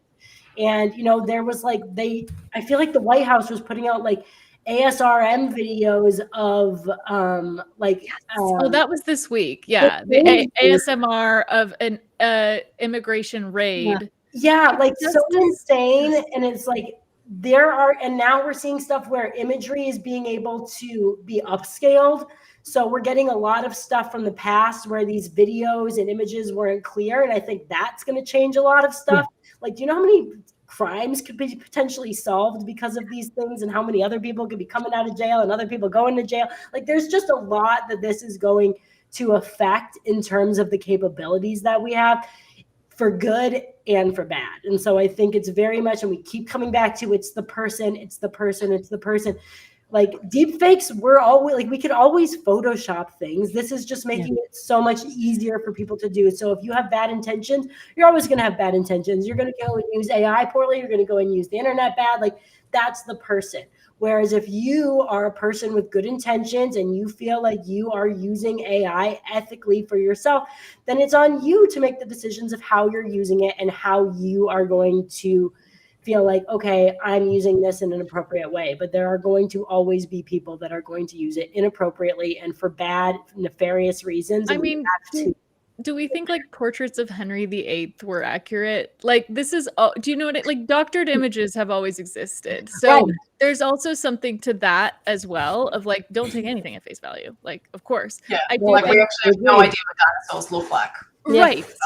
So Jesus. Do we think that most of those images are accurate? Probably not. Exactly. And I think this I comes think back it's to also our one more place where the human becomes so important. Like, I love that she said, like, we have, like, you know, making sure they're checking with the school principal and whatnot. I think it's also just like a reinforcement as well about how much community matters and why it's important to have trusted people and organizations, and also the role. I think at a time when so many people feel like, well, what's my role? What's my this? What's my that? Like, especially in a school setting, like, this is where now you like are the heart and center of your community. And so how you outreach to people, how you communicate with people, you know, if you were able to save a couple hours with AI, can you be out and about, like in your community, reassuring people like, hey, this is the place to come to if you see something or something happens. I think it's just such a reminder that, like, you know, like where humans play such a critical role for each other. And that comes down to like community and relationships. Yeah. And it feeds directly from our conversation about critical thinking. Critical thinking doesn't have to be some big, huge thing. It can literally be, did this come from a trusted source? Yeah. So just like Sabba said, did it come from the school board, from the principal? Did it come from someone that they've established a trusted relationship with? Or did it come from some guy on the street that hung up a flyer, you know, that was very scary? fear plays a huge role in how people react to misinformation. If you were already predisposed to be fearful of that thing, you're actually more likely to believe it, even when it doesn't come from a trusted source. So, to specifically target the question, I'm putting a little bit of my therapist hat on here.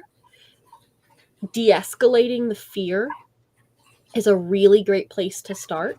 Acknowledging that it exists, validating that it exists, but de-escalating the fear so that they're not making decisions based on a very emotional place that could literally change their lives. Fully acknowledge that that's there, right? But de-escalating the fear and then building trusted sources to rely on are sort of two places, even in my history in healthcare, dealing with specifically substance using adults and adolescents who had experienced sexual trauma, right? Two places where there is very little trust. You de-escalate the fear, you increase the trusted sources. Those two things work in tandem to really enhance critical thinking without the huge brain space that we tend to think critical thinking takes.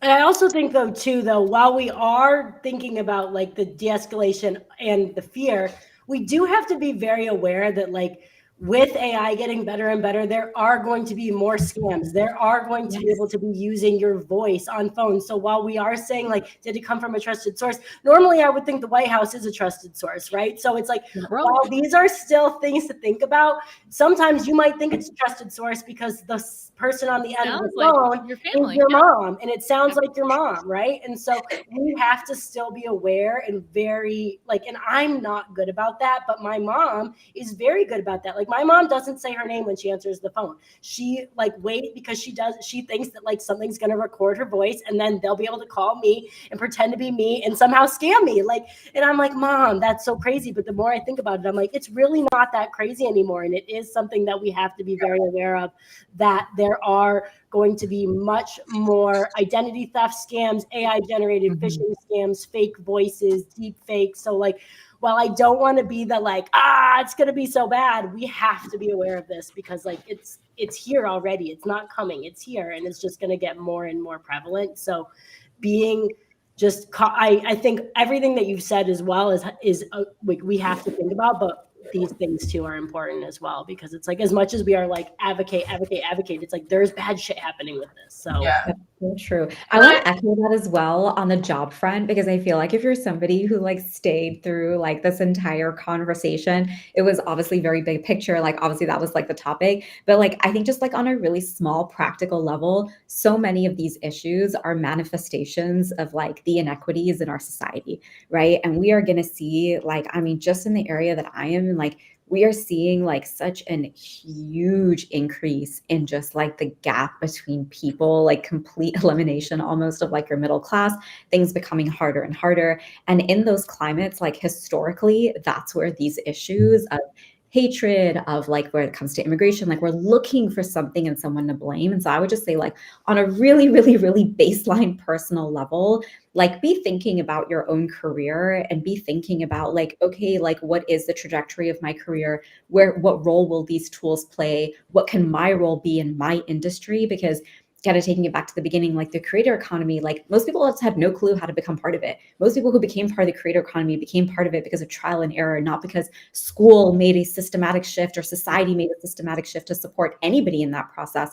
And because in the United States, I always say in particular, we're not really a society, I mean, maybe some states here and there, but we're not really a society that like value people, to be honest, right? Whether it's maternity leave, whether it's healthcare, like we fight over really, really, really basic things that we think people would want to give to other people because collectively it's going to benefit us all. So we don't really have a collectivist mindset as a society. We are extremely individualistic, and that is going to have like major repercussions now in the age of AI when you go into like having to deal with these kinds of dilemmas compared to countries that are not. But I also caveat it with, it's so interesting to me how countries like Dubai are like opening the doors for creators right now, right? Come here, we'll give you a visa, we'll give you housing, we'll give you this, we'll give you that, because they recognize like, you know, hey, this is the future and this is what it is. Whereas countries like here, you know, you're a creator, you got to figure out healthcare and all these other like sort of pieces that come with it. So I would just say, if you said it, like we were super big picture, but on a super granular level, professional, really be thinking about your own life, your own career, and the many, many opportunities that are out there today. And I would say too, like something that I've been doing just to like bring it back to, again, a granular level is I have conversations with my mom. I have conversations with my grandma. I have like just like having conversations with the people in your sphere can not only be helpful for them and like, hey mom, just so you know, like everything you see online isn't real, you know, but also like Lauren said, like my mom brings me stuff where I'm like, oh mom, I didn't think about that. Like I didn't think about people cloning my voice. Okay, great. Like now I'll start. So like having conversations with like the people in your sphere, not just like in business sphere, but also like your family, the people who might not really know anything about AI. My mom works in a middle school and I like am talking her ear off about AI every day and she's bringing these little things to like her people too, you know. It's like it all spreads out. So that's one thing that I hold on to as like, how can I make an impact as an individual? Like the conversations you have, whether public, I really think that as a brand, like I've really thought about how do these issues align with my brand values and how can I show up and share about them in that way, and also share the relevant information that is real so I can put a little bit of a realness into a fake news world, right? But then also just like having individual conversations with your community too. But okay, real quick though, Maya, like I really want to talk about AI and like climate impact, environmental impact. And I know you have like so much to share with us about that. And that's also a really important thing for us to all be thinking about. So share a little bit with us about like that sort of stuff. Yeah, absolutely. And I just think all of this conversation that we've been having really, really builds on the environment and environmental impact. I mean, it's such a hot topic right now, especially with our current administration and what's been going on with our national parks and, you know, just removing jobs and leaving our environment incredibly vulnerable. So I think it's actually worth a conversation, especially with AI and with the trajectory. So, you know, I think when we're talking about AI, it's so important to really pinpoint exactly what AI is. And I think as this conversation has been going, you're hearing it is so many different things. It's not just Chat GPT, right? And so when we're thinking about AI as a whole, we have to actually think about where it's coming from. I think that, you know, so many of us think about AI and we actually just full stop. This is our laptop. We have AI in front of us, and that's great. I know it takes an energy. I know there's an energy consumption battle right now somewhere. Water goes into this. What is actually happening? Yeah, right. Like it's nebulous at this point. Talking about that black box, nobody has any idea. So I actually wanted to just take some time to really go to a smaller level of energy consumption, especially because this is a huge topic currently. Now, if we're thinking about it, everyone has lights everywhere, right? We have to light up our houses. One light bulb has about 80 to 120 watts, right? That's pretty much baseline. Everybody knows that that's energy. So we know that that actually does impact the environment, right? And then if you're thinking about on a higher scale level, you have watts. What these data centers, which is actually where AI is coming from, is being powered through. It uses about roughly, and this is in 2022, it uses about roughly 240 to 340 terawatt hours. And again, that was in 2022. So if you can imagine now, that number has increased. To give you a perspective of what that actually means, a terawatt is equivalent to 1 trillion watts or 1,000 gigawatts. So that's, just to put it so plainly, that's a shit ton of energy. Like that's a lot of energy that we're dealing with here. And so that actually is about 1 to 2% of global electricity. And so if you're going, that's a lot. I don't really know what that means still. What's a data center? How are we actually powering these things? What's powering my AI source? Great, perfect. Stick with me here for a second. So a data center is actually a warehouse. It's about as big as Walmart. It's full of compute servers. So the reason that these data centers exist is because in order for compute servers to actually do what they're supposed to do with all of these AI platforms, which AI isn't just, again, ChatGPT, it can actually be your applications too. It's the ads in the background. In order for all of that to work together, there needs to be proximity. And so when you have all of these compute servers in a warehouse, they're all working rapid pace, and they're just taking in energy. They're taking in a ton of energy, and they're actually creating this beautiful information highway. And I even like to say, there's traffic on this highway. Things are going into this highway. It's a lot of energy. And so the question then becomes, where are we actually finding all of this energy to power a data center, which, by the way, it requires as much energy as a nuclear power plant to function? Where data centers are primarily getting their energy is traditional electric grids, which means they're drawing powers from the municipal power supply. So that is our cities, our towns. So they're relying on a mixed sources of like coal, natural gas, and renewable energy. Now, a lot of the information out there is going to tell you that they want to use solar and wind energy to help power these data centers. Something that I really, really like to talk about is energy and energy sources, especially, if we're talking about just education and educating on what's actually, an energy source. Solar and wind energy is an unreliable energy source. It has the ability to not function consistently. Now, I want you to think back to AI, what AI is doing. It is running constantly. Unlike your laptop, unlike your phone that you can power off, unlike the lights that you can shut off and actually do something that's, going towards benefiting the earth and the overall environment. These things are constantly running in the background. There is no off switch. So if you have a solar drought and, it's a super cloudy day, when you're relying on that solar energy, that means things are going to shut off. And so I want to go back to a point that it's running off of municipal power. What that means is that the power is going to go to the people first. So that is your lights, right? You want to make sure your people actually have the electricity, the energy to function in their day-to-day. Where it's not going to go first are these data centers. And what happens if these data centers aren't powered with an unreliable energy source is that people still suffer. So that's why they're looking towards the gas. That's why they're looking towards coal. That's why they're looking towards nuclear power plants. And then that looks like finding the land to actually build all this, not just the data centers, but the nuclear power plants, the coal factories, right? Everything in order to actually power all of this.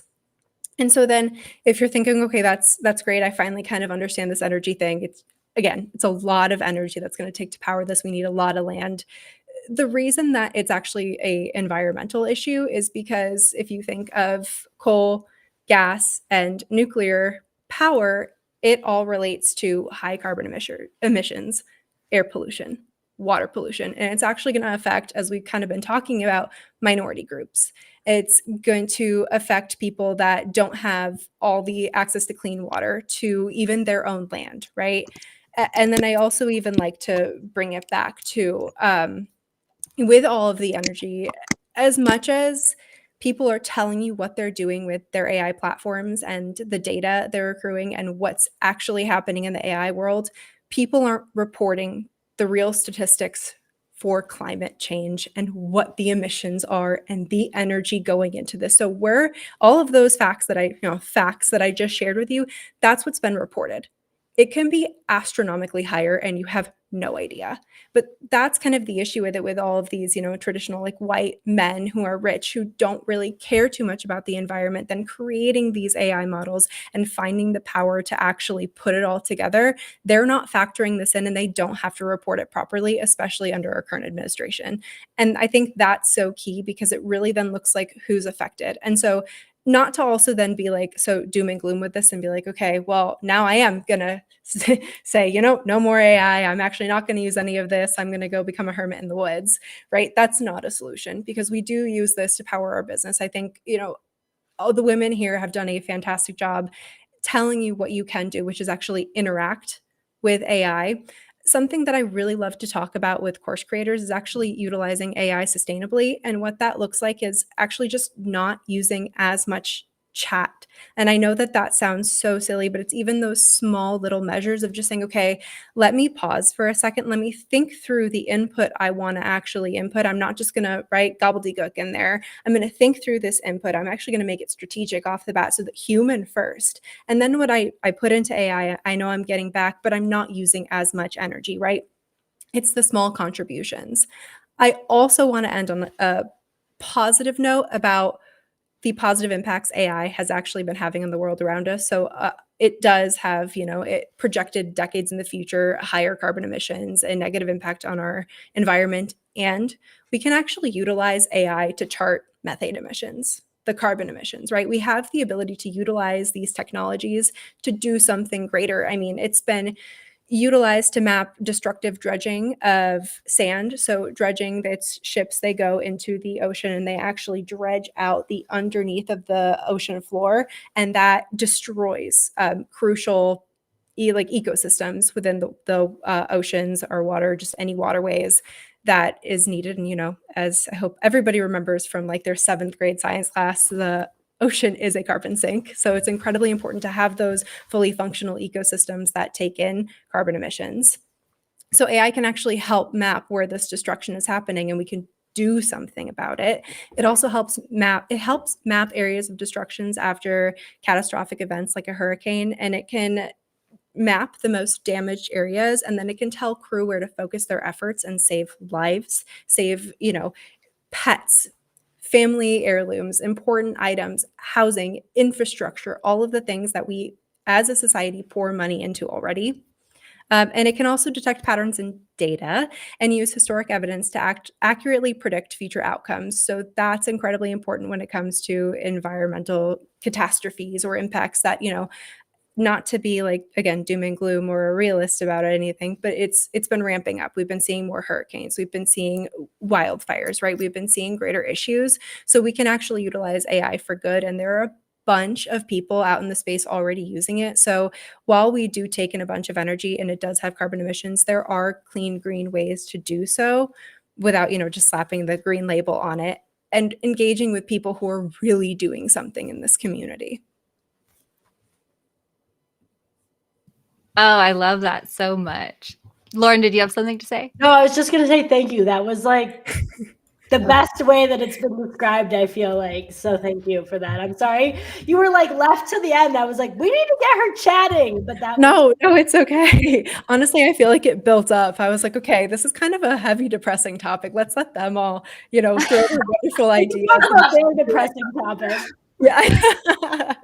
Oh my goodness. I mean, I think it's so important to think about, again, it goes back to the values and being intentional with yourself first, and then also those around that you might have influence over, and then deciding okay, what can I do to make an impact and stuff. And I do think that honestly, what keeps getting me with the boycotting of AI tools because of environmental impact, I mean, that's a personal choice, but I can just attest that man, using AI tools with intention and really, I was nerdy and did the math, and I saved on average 3 hours a day, 15 hours a week, and 70 hours a month last year using AI tools in my business. And yes, I have started taking the weekends off more and enjoying my life, and have seen so much more success and done so much more in this past year. And also, I find that as I am taking more time, personal energy to look into the issues that I care about and advocate for them, AI is also really helping me do that. And I'm trying to also focus on the big impact things, the immediate impact things, my own community, but also those big impact things that really are making the difference. As I was kind of looking into AI and the environment and all that stuff, it was kept comparing it to kind of when they were really putting environmental impact on the individual. How can you reduce your carbon footprint? Take a short shower. Yeah. Yeah. When all these giant companies that are making the biggest carbon emissions are just still doing it no problem, because everyone's concerned about themselves and they're greenwashing their initiatives and stuff. Does anyone have any thoughts about that? Yeah. That was my dog's leg that just kicked up over here. To that point as well, it's I think we're all in a unique position to create the types of businesses that embrace AI as a tool to help people be more efficient and fulfilled in their job, and not use it as a way to expect higher productivity to destructive rates. And I think that's where you're going to see this divide, especially in gendered business ownership, traditional female, traditional male, is there is the feedback that I got when I started talking about AI through my socials was like, yeah, well, now my boss is going to expect me to do things to the 40th power, right? And so it's like, how do we start to continue or even continue to have the conversation of like, if the thing that used to take me 12 hours now takes me 2 hours, what can I do with those 10? And it's not making more blogs. Like, it's like, what else can we do, right? And within reason, but I think we have a really unique opportunity and potential to write the script for the types of businesses that we want to have, and to encourage our team members and encourage our employees to critical think the best way to get the job done, to then go do more of the things that are going to fulfill them and make them better community members and friends and partners and parents and spouses and all these things. Like, and that again comes to the culture bit of it and the human part of it, of like, that always still has to be a part of the conversation, in my opinion. Yeah. And I think, sorry. I was just going to say that we do have a really small, we have a small opportunity. We also really have a kind of golden opportunity for people that do have their own businesses, which I gather is at least some of our audience in the chat, and it's all of us, right? It, like, having your own business, you actually get to make an active choice about what that uplift in productivity and efficiency means. So in my business, for example, my entire team work part-time hours and we pay full-time salary. So I have every Friday off with my partner. He also doesn't work on Fridays, and all our kids are either in daycare or school. It's the best day of the week, right? It's like, I took a walk along the beach. We had a coffee at 10 a.m. We come home and we have a nap in the middle of the day. I constantly have to fight the urge that I could be doing more and serving more and achieving more, because I actually do have an extra day a week of time. But what I remind myself is I'm already doing more than I ever could have done before, because I leverage all of these tools, and so are my entire team. So even though we're a small team and there's only 5 of us, if we think that we're at least getting 2 extra days, right, that's 10 extra days. So I actually have another 2 full-time staff in my team already. I don't need to fill that other day. So you can make a conscious decision about what that means for you and the type of life that we would like to lead. And I think globally we're seeing a cultural shift towards that kind of more work-life balance, but AI provides you another opportunity to assess what that actually looks like for you. And also just a tiny point about the environmental thing. I did my PhD in conservation ecology. I always thought I was going to be the next David Attenborough and save the world. I didn't quite do that, but I'm doing my bit anyway. I constantly talk about this as well. For me as well, I really think that humanity is getting to the point where we have such huge challenges that we really probably didn't hope to solve them on our own. I know we're all talking about AI and energy use, but AI is much bigger than us writing an email, right? AI is the ability to process huge amounts of data very, very quickly and make informed decisions about what that data tells us. So at a global perspective, we may actually have hope of solving some of our biggest challenges, like, you know, water sanitation, like food security, like global climate change, because we have AI to help us get there and iterate and test and refine. So yes, I always encourage people, like, don't use it like Google. Google uses much less energy. If you're just going to search things, go and use Google. Use it for fit for purpose. If you're going to make weird cat videos, and, you know, unless like you're serving an underserved community that feels more included by having cat videos, like, don't just go and use it for random crap. But if you're leveraging it to be another person to launch and scale your dreams, stereotypically and totally biased because I love women, but women have great ideas and dreams that actually make communities better places. And we know that the more wealth women have, the more they give back, the more that people around them benefit.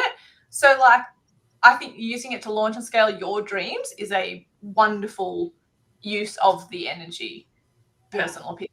But on the flip side, you know, we might actually be able to save the world with AI. So we're going to have to do a bit of a cost benefit analysis, and we are going to have to use some more resources to get to that point. Yeah. And I think everyone, well, not everyone, but most of you guys have talked about using AI to save yourself time and to get time back. But I've kind of like almost been trying to move myself away from being the person that's talking about using AI for automation and looking at it also about using it for like creativity and using it less so to save yourself time, because like people will be like, oh, how much time do you save? I'm like, none. I don't save any time because I'm spending all that other time like trying out these other tools and playing around. And now I'm going even deeper down this, into this idea that I was going to do, but now I've got the tools to actually help me get there. And now, or it's like, yeah, maybe I'm not saving time, but now I'm taking on more clients because I technically save time, but now I've got more time to bring them in. Or maybe I can charge more because I'm doing more for them. Or, you know what I mean? It's like, it's not always about the time savings. It's about so much more than that too. And I think that's always something to remember on top of it, that it's like, it's not all about automation. It's not always about using this tool to be your customer service bot. Sometimes that's going to be a shittier option. It'll probably be better to just talk to the person as a person and then use the AI to do something else, right? So it's always going to be dependent on that person and what it is that they're trying to solve in their end goal.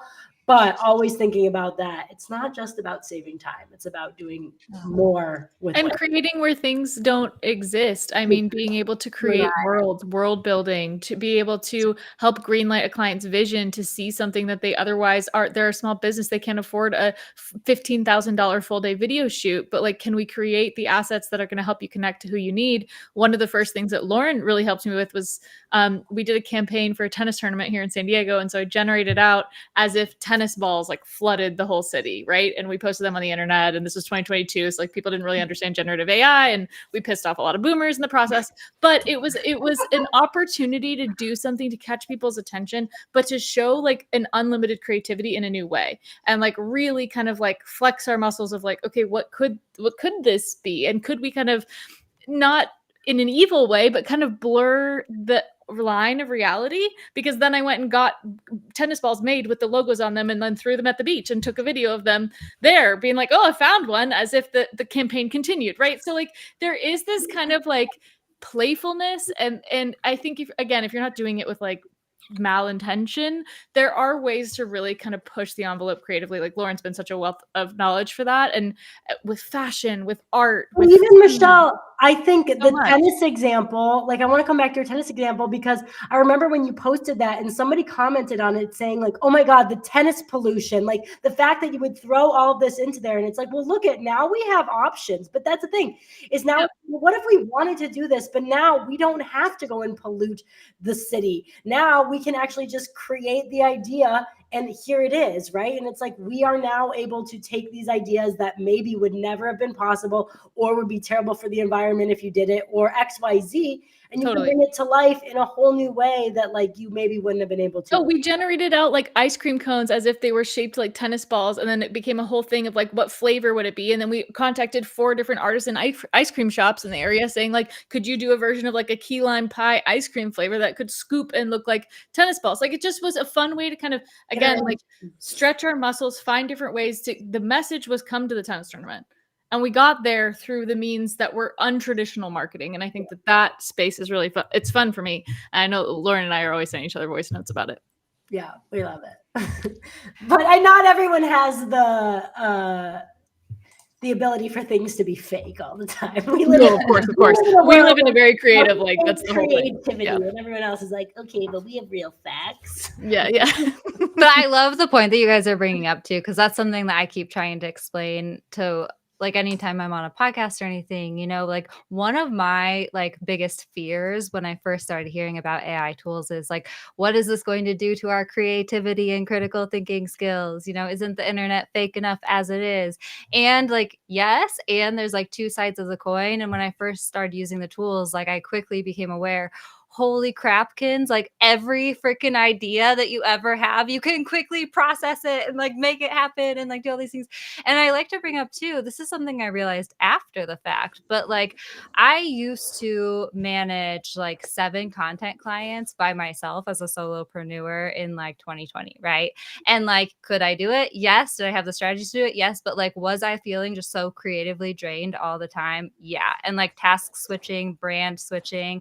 But like with AI, it took me to realize like after like looking back, wait a second, in 2024, I never felt that like creative drain where it wasn't even like traditional burnout. It was more just like, I like am feeling excited about these brands. I love creating, and like I'm just exhausted, you know? And like with AI, it helped me carry that creative load to like be able to do more and like imagine more and like flip from idea to idea like I love to do all the time, and like work through like my idea that's like nagging at my head while I'm working away. I'm like I can't focus because I have this idea nagging in my head. Okay, I'm gonna hop into ChatGPT and just like tell it that okay, now I can come back and focus on my task, right? So there's lots of like just daily things and ways that it can help you creatively. But man, guys, I have loved this conversation. It could go on for another hour, let's be honest, but like it can't because we have lives. So I just wanted to wrap up the conversation by asking everyone to share just like,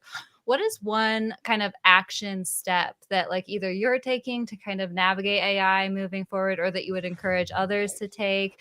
Maya, do you want to share first? Yeah, I would absolutely love to. So some of the things that I've been messing around with AI, especially with just environmental impacts, is as everybody said, I'm actually feeding the facts, like legit facts that I have fact checked online about the environment into AI, and actually having it integrate in my sustainable business model as well. So it's not just that I'm utilizing those facts for my day-to-day and educating, I'm actually educating my AI, but I'm integrating it as well into my system. So everything that I mention within my own business has sustainability at the forefront. I know that's such an overused word. So, we can all use a different word than just sustainability, but really like sustainable practices as well. And just figuring out how to have it be like a real life implication, as well as like taking the inputs that I'm utilizing and then sharing them with the world in a, again, sustainable business model for other people to utilize as well, for course creators that have that crazy impact. So just also knowing who to bring your information to. Another thing that I love to do is I do love to volunteer. So I actually think it's incredibly important to go volunteer in your just like local spheres, but bring AI to the table as well. Something that I've done locally is actually bring AI integration into my local Fish and Wildlife Service, because they also need that and don't know how to use it. So if you know how to use it and feel like doing some good, that's also another way, because some of these business models are underfunded and don't know how to actually utilize AI. So that's one huge thing that I've done. I love that so much. Michelle, what do you have for us?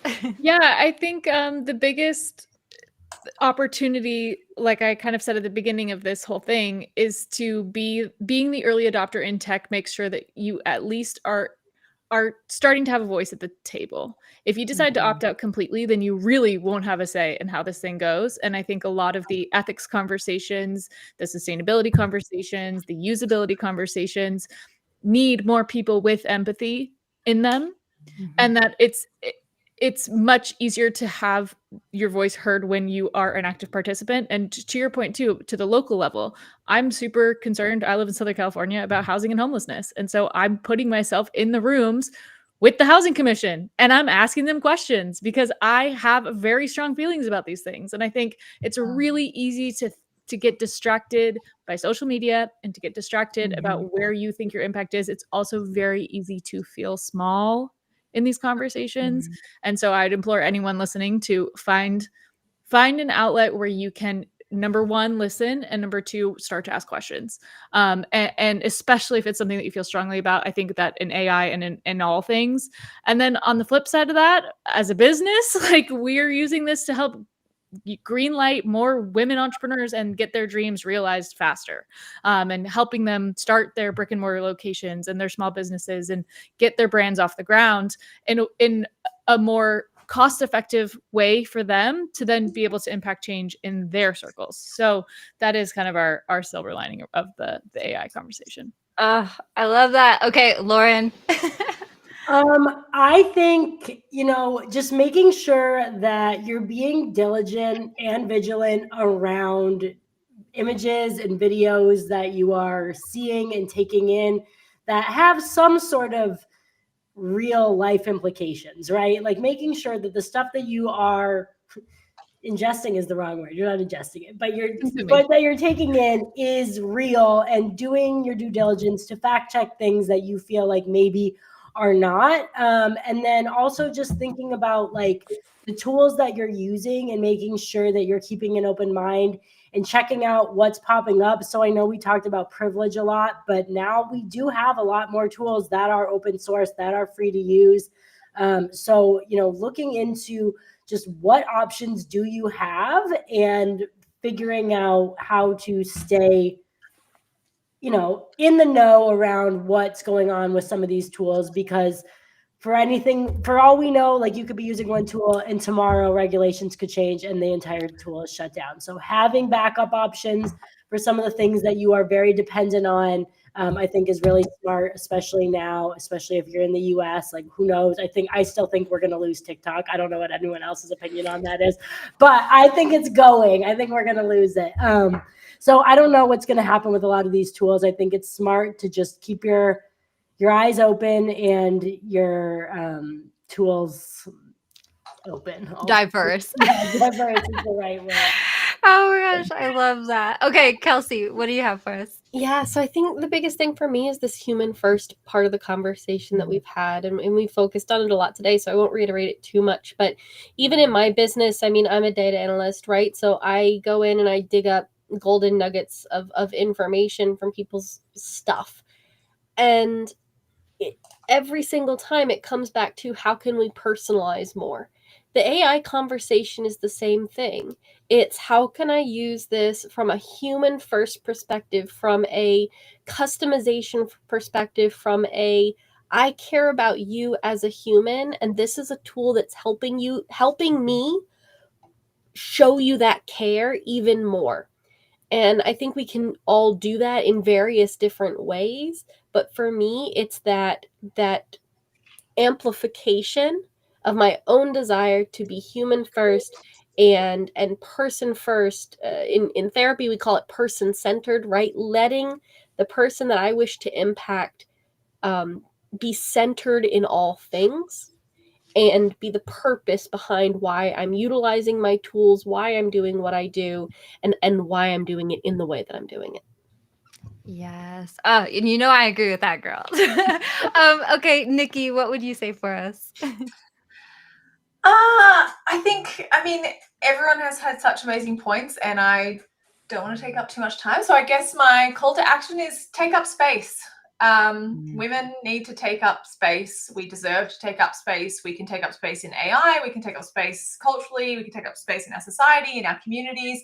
Just take up space. Don't be afraid to make people make room for you and your ideas and values and the way that you see the world. Women are very good at being quiet for a very, very long time because we've been taught to do that really well.